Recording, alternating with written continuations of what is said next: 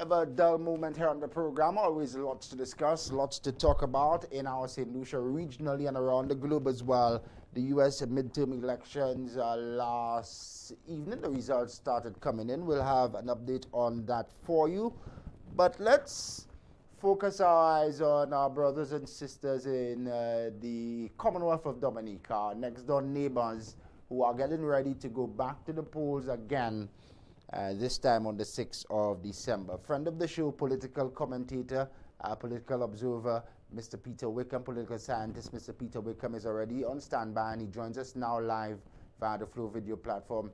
Mr. Wickham, good morning. Thanks for coming on early. Thanks for agreeing to join us.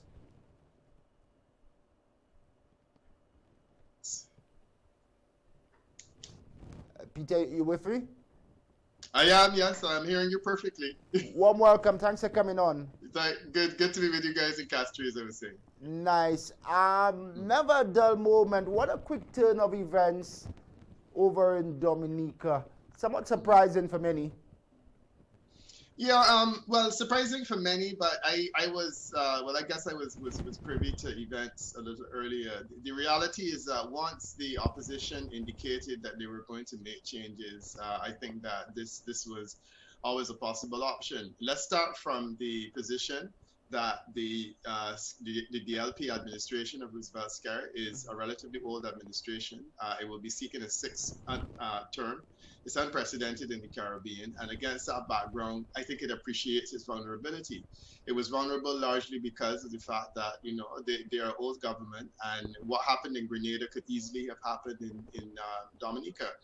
Prime Minister Skerrit, in his wisdom and good strategy, determined that if you want to forestall the possibility of a Grenada and a Dick and Mitchell happening in Dominica, once you see the opposition making changes to shift the leader of the opposition, who was frankly Roosevelt Skerrit's best ally in terms of keeping him in office, once they were removing Lennox Linton, you know, there was always a possibility that the government could fall to a new person. So the idea is even before that person gets the opportunity to get settled or get elected, you call it a snap election and you prolong the life of your administration. I think it's excellent politics.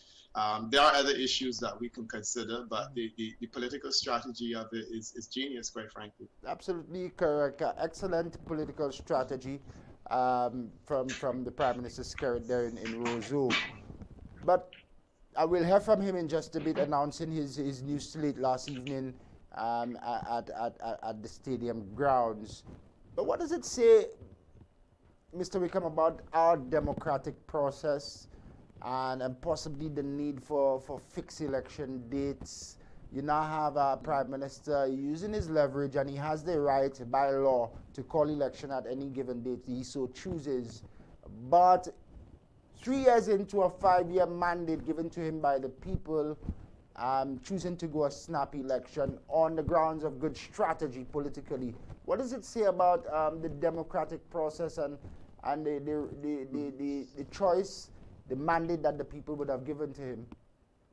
Well, I mean, there are two ways you can look at it, and one way is that, you know, elections are ultimately the expression of democracy, and it means that Dominicans are given more frequent opportunities to determine who should lead them. That can be bad for democracy. So from my perspective, or one of the perspectives we can take, is that it's good for democracy, because instead of having an opportunity every 5 years, you have an opportunity every 3 years to make a decision.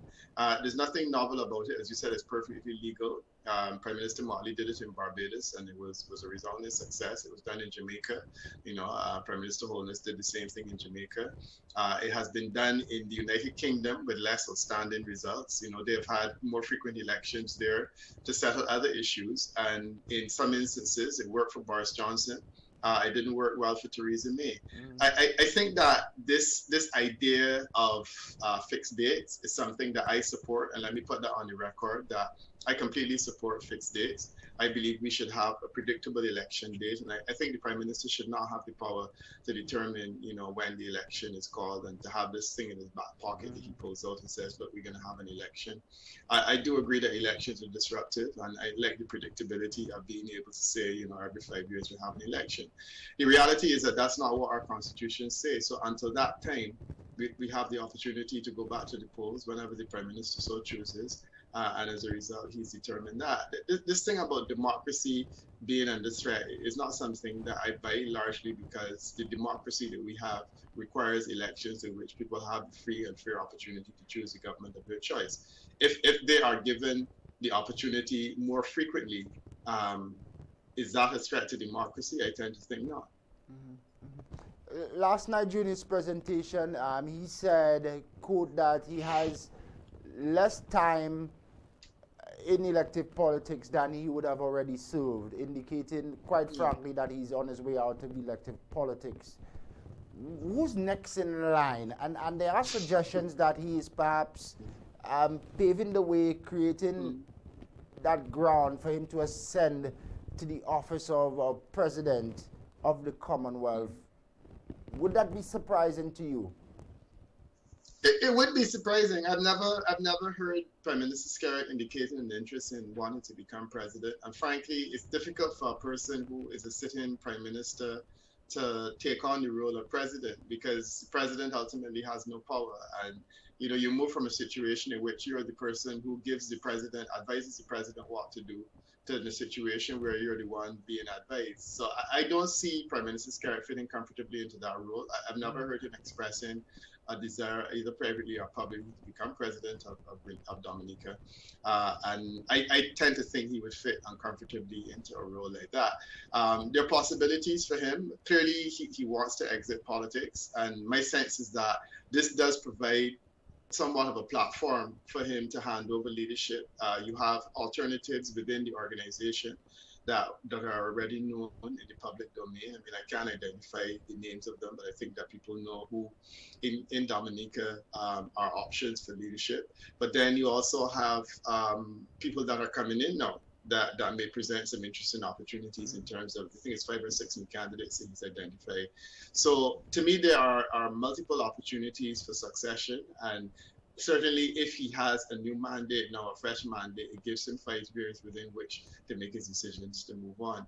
But as to what he will move on to do, I really am not sure. My sense is that he would want to leave politics altogether. He's been prime minister since he's been 27, and he's been in politics, I believe, since he was 25. I would think that by now he would want to exit politics and move on to another area of endeavor. He's now 50, and one could argue that this is a good opportunity for him, having spent a quarter of a century in political life, to move on altogether. But I really don't know what options he's been considering in terms of his political afterlife. Yeah, I asked the question, and just entertain me a bit on the office of the president, because the Prime Minister, in his remarks recently, he's indicating that he wants to still be there to guide the Dominica Labour Party and the new government in charting the way forward for the new Dominica to match up to the challenges that they face. And there's some of his, you may call them the detractors, who think that the office of presidency may give him that level of immunity to possible investigations after he has omitted office. So that's why I was going there. Yeah, no, I've heard it. I've heard it said. I mean, I don't have a difficulty with where you're going with that. I've heard it said that this idea of immunity is something that he finds attractive. But look, immunity is attractive if you think that you have something to hide, and I don't know that he necessarily believes he has anything to hide. I don't frankly know that he has anything to hide. So I don't necessarily know that immunity is something that he would necessarily be wanting to cherish.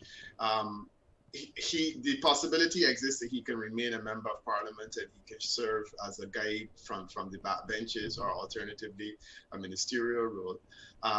There are many possibilities, and I've seen in St. Lucia, you have a former prime minister serving in the cabinet of another person. Indeed, you have a former prime minister who's serving on the backbench in parliament.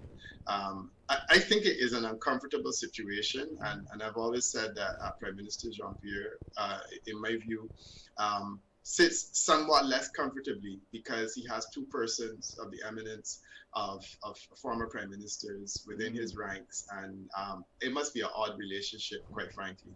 Having said that, you know, I seen in Cayman Islands, you had a former premier sitting in the cabinet of another. Clearly, it is something that could work. Frankly, I don't see it, but I think that's something that we need to look to Prime Minister Skerrit to see what he decides to do. But certainly, he has expressed an interest in being involved, and I wonder whether he may want to do so from the backbenches. And you know, serving a role from that level. I'm also interested in the role of his wife in future politics, and the impression I'm getting is that she continues to be committed to politics. If she's a sitting member of parliament, there's no possibility for him to become a president, and I think that that is also something that we have to look at fairly seriously. That for me is critical. I don't see the presidency in his future, and I'm not sure that he needs to have this level of immunity that people have spoken about. But definitely, I do feel that he may want to continue serving as a member of parliament, and maybe even a minister in a new administration if he decides to move on. Yeah, so just clarify for me quickly, Peter, the laws of Dominica restrict him from gaining office if his wife, Melissa Skerrit, Papone Skerrit, remains a member of parliament. Not to the best of my knowledge. I don't know. The president could be whoever is chosen by parliament. So I don't know that there's a restriction. I'm just saying that the optics of having a president married to a person who is a sitting member of parliament strikes me as being somewhat uncomfortable. Fair enough. And it's interesting that you raised the continued candidacy of his wife, because when he first presented her 3 years ago, he said to his Dominican people, I am giving you my family, I'm putting a lot on the line. So one would anticipate that he's still going to walk the road with her in some shape or fashion, at least for the immediate future. Yeah, well, most definitely. And one would assume that he would also walk the road for other persons within the party. He has considerable political capital, and he understands that, you know, in the future, he needs to use it in support of the Dominica Labour Party. So I have definitely seen him out front for her, and also out front for the DLP, other candidates in various constituencies. And yeah, he has an active future in politics. All of that he cannot do if he's serving as president. So for those reasons, I do feel that he will continue in the political husking in some way, shape or form. Yeah. 2 big developments coming since the Prime Minister's announcement of a snap election. Let's deal with the first one.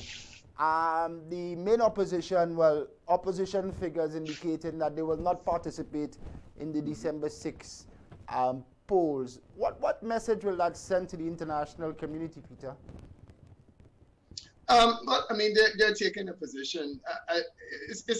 One could say it's not challenging for me, but I basically said I understand both sides. I understand the genius of the political strategy of Prime Minister Skerrit, because his objective is to remain in office and to keep his party in office, and that's fine. I also understand the political strategy of the UWP, and I think that in a commentary on another platform, I said that personally, if I were advising the UWP, I would tell them not to contest the election.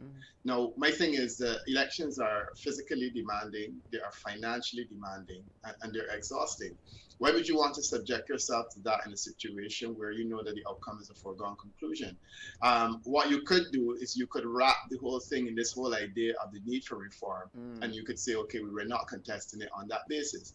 And you do recall in the 1980s, I believe it was 81 in Jamaica, the PNP took a similar position where they said, we're not contesting the election because we are unhappy with the voters list. What you do is you save yourself considerable exertion of energy behind an objective that you know is completely impossible to achieve.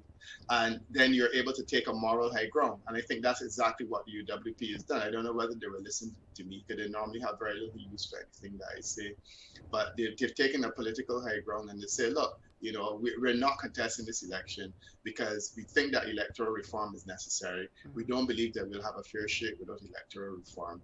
And I totally understand the position that they have taken in saying, look, we will stand down in this election, and it gives us the opportunity to bargain later. No, my sense is they were supposed to be in opposition for 5 years.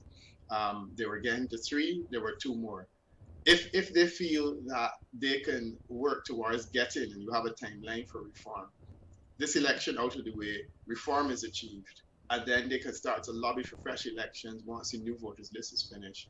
I think that their moral high ground is strengthened if they are not in a parliament in which they have said this is a legitimate exercise and that this can continue for an additional 5 years. So to me, it's good from their part if they take this position because it gives them the opportunity to say, look, in 3 years when we are ready, when we have a new leader, we can start to lobby for fresh elections because we have deemed the last ones illegitimate. All of that falls if they do contest the election and they say, well, we legitimize the election and we carry forward. So as I said, I understand the strategy on both sides, and I'm certainly trying to be very objective in this matter. And I think that what they have done is a good call in the same way that I think that what the Prime Minister has done is an excellent call. Yeah, I thanks for your objectivity there. It's a wait and see as far as whose strategy would come up more beneficial for the individual party. So let's continue to keep our eyes on that, Peter. Electoral reform. Happy that you went there. The learned gentleman, Sir Dennis Byron, he was appointed by Prime Minister Skerrit to review and to lead the process for electoral reform in the Commonwealth.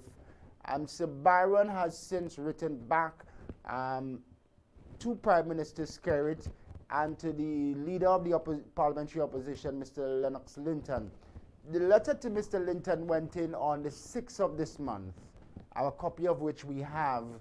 So one would anticipate, fair enough, that the Prime Minister would have received this prior to the 6th, correct? That's right, Yeah. So there's some suggestion and observation now that Prime Minister Skerrit, in receipt of that letter from Sir Byron, would have taken the position and tried to preempt the process of electoral reform, because in the letter Sir Byron clearly laid out a schedule for electoral reform beginning in November. So some are saying that the Prime Minister, privy to that information, not wanting to go down that route, which starts off with the voter registration process and system, preempt Sir Byron's presentation of the report. What say you? Yeah, no, but I mean, the reality is that Sir Byron's report was late. Sir Byron's report is late. The Prime Minister commissioned that study, I think, the week of his election, right after the elections were successful. The previous election is now 3 years later. And there are schools of thought. Certainly, my view is that, look, I did electoral reform. I was the consultant to the Electoral Reform Committee in St. Kitts and Nevis. We completed our work in about 4 months, and we did voter registration. We set it up. We had a consultant company identified, and they printed new voter ID cards, registration cards, and had that process completed within a year. Frankly, this process has taken too long. And to suggest that the Prime Minister is taking a letter from Sir Byron and asking to preempt what's supposed to happen within the next year is something that I don't buy. There are good reasons why Sir Byron was late. There was COVID. I understand that there was a period of time when he was himself unwell. And I get it. It's a one-man commission, right? I don't know what level of administrative support he had. But the reality is that the things that need to be done in Dominica in terms of electoral reform is not rocket science, right? They're not changing constituency boundaries or anything just yet. What they're basically doing is saying we need to have a voter registration. And as we saw in St. Kitts, the mechanics of it can be executed within 3 months, to 6 months. And the fact that it has taken this long, to me, is a reflection on the commissioner and the length of time it took. Now, I'm not attacking him, and I'm saying that I understand that when you have a one-man commission, you may very well have good reasons. But to suggest that he has now made his recommendation that there's rocket science and it needs to be re-registration in Dominica, where everybody knew that, and my feeling is that it could have been done by now. It should have been done by now. And the Prime Minister has taken a strategic decision to call an election at this time. I think it frankly has nothing to do with this process of electoral reform, and I think it has everything to do with the fact that this is a good strategic opportunity to put the party on a good footing in terms of winning the next election. But I'm sympathetic to Sir Dennis. He has essentially been given a very, very tall task and a short time within which to complete it. My assumption is that as a person who is of considerable vintage himself, his energy levels are not like that of a person who is in their 20s. But No, this letter is 2 years. I would say 2 years too late, and it is behind schedule.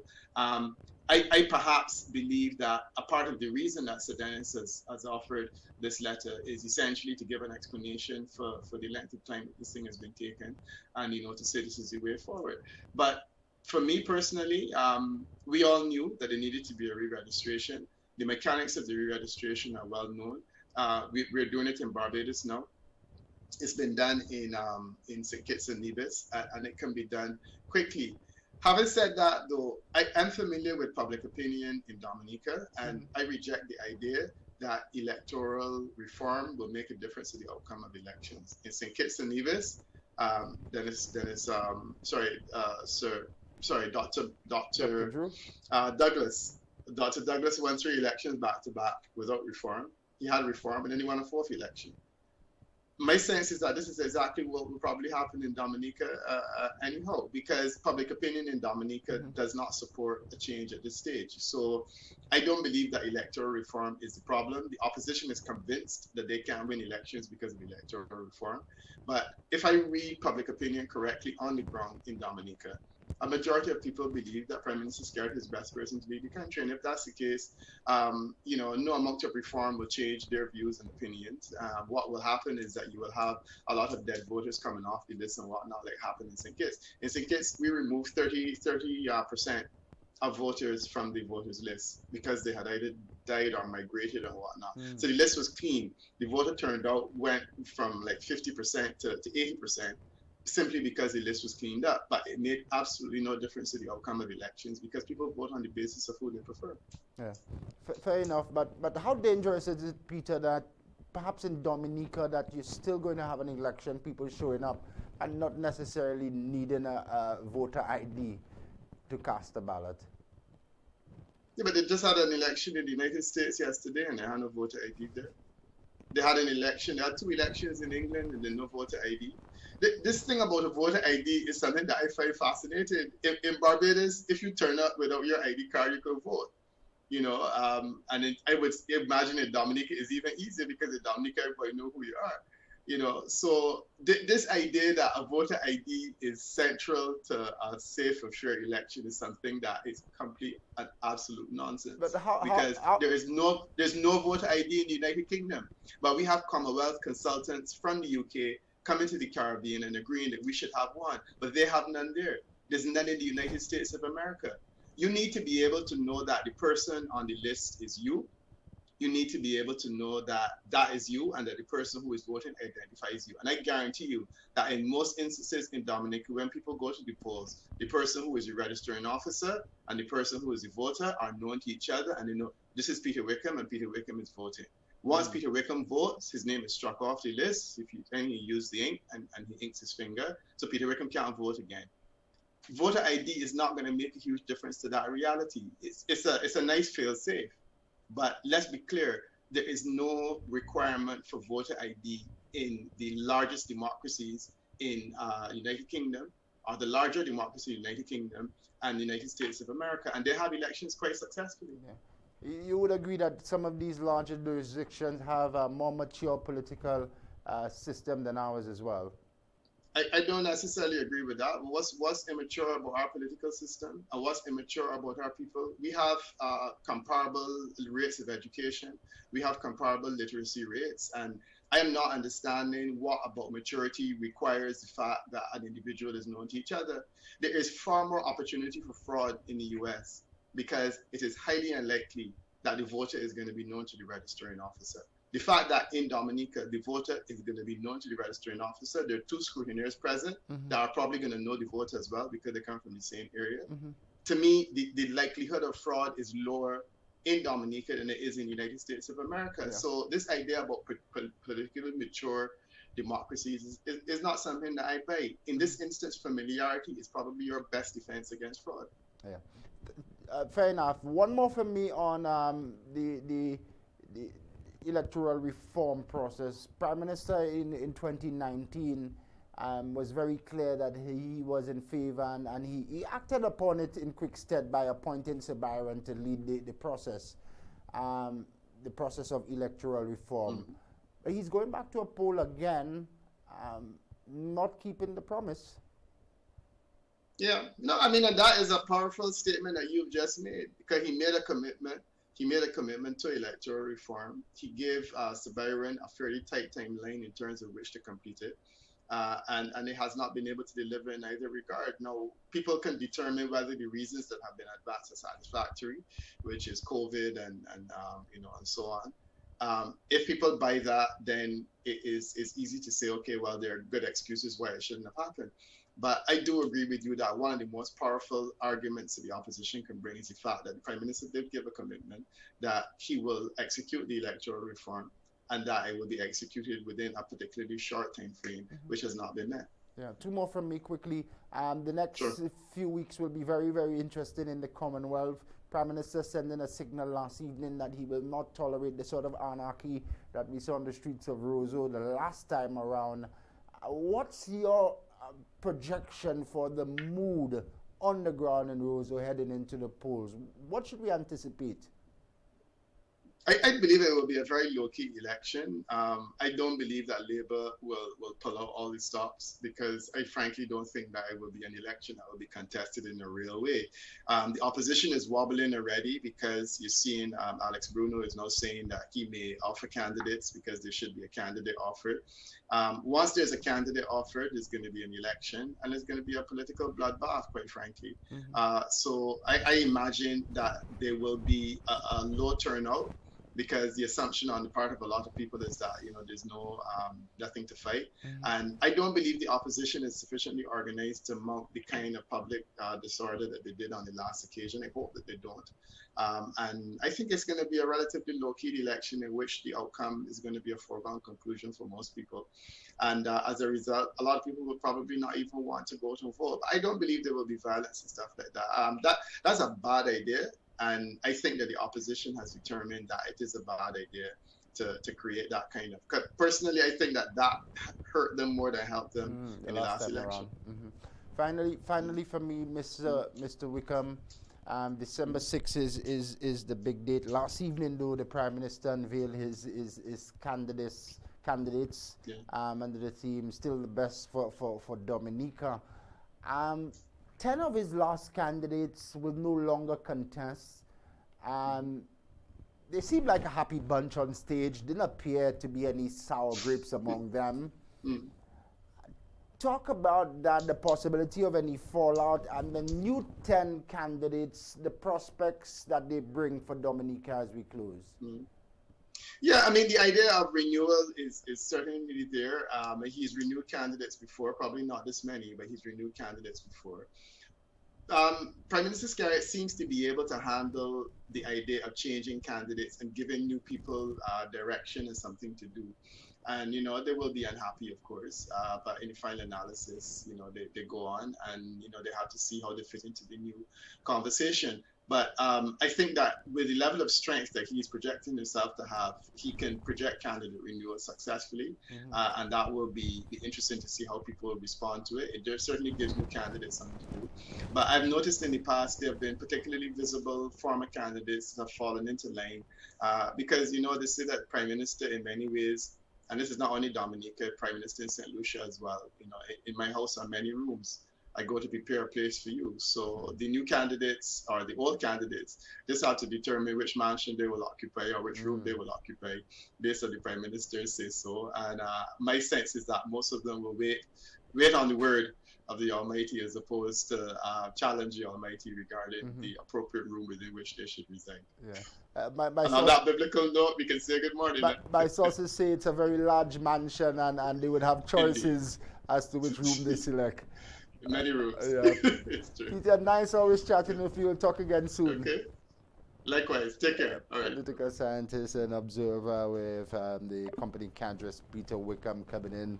First edition of our discussion on Dominica. Interesting twist of events. What lessons do you think the Dominica situation have for us here in St. Lucia? Just about 16 months since we last went to the poll. You think there's a possibility for a snappy election, earlier election here on St. Lucia? Without saying Jude, I quite frankly don't think so. But let us know what your thoughts are. Phone lines remain open. 4500777, or call us on the WhatsApp line as well, 5840600. We're on the go with Flo. We'll also update you on the U.S. midterm election results continue to come in this hour. We'll have some updates for you on that. And in just a bit, we'll hear from a parent, the parent of a rape victim herself has gone to prison for manslaughter. She will tell us her story this morning amidst public outcry on two similar rape cases here on St. Lucia, one involving a police officer. That and lots more coming up right here this morning on Good Morning St. Lucia. Stay with us now.